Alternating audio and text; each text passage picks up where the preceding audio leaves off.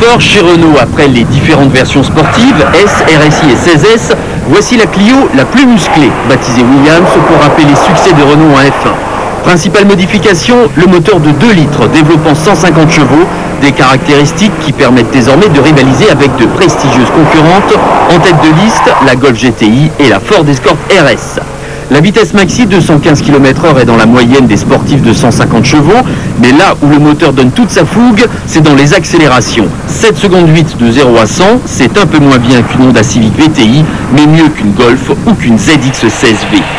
D'autres organes mécaniques ont aussi été revus, comme la boîte de vitesse et un train avant renforcé et dérivé de celui de la Clio Coupe des circuits, le problème étant bien sûr de transmettre au mieux les 150 chevaux aux roues avant.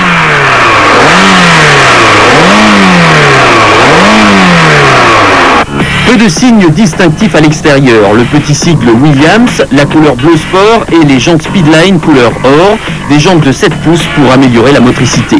À l'intérieur, on notera l'habillage de velours, le sigle W sur les sièges, un fond bleu pour le levier de vitesse et le tableau de bord. Mais le grand chic, c'est la plaque numérotée au centre de la planche de bord.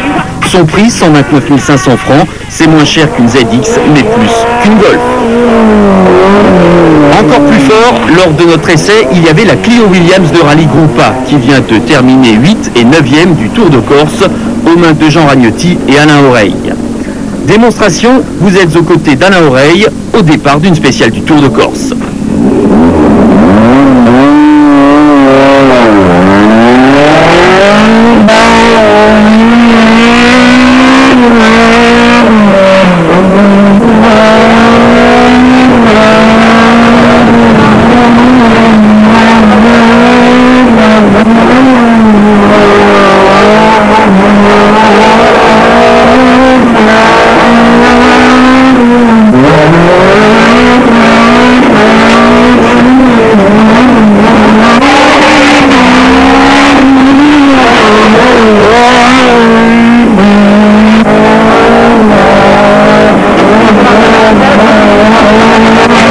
Déjà, on a pu noter les progrès entre l'ancienne voiture de rallye, la 16S et la nouvelle Williams. Une demi-seconde au kilomètre de mieux, c'est énorme, surtout lorsque les petites Clio s'attaquent aux grosses Ford Escort et Toyota Celica.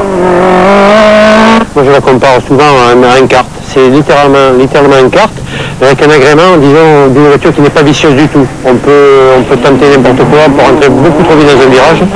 La voiture se met de travers, on peut freiner très tard, et un châssis qui est vraiment super. Moi je la considère comme un kart. On l'a connu comme un kart un peu.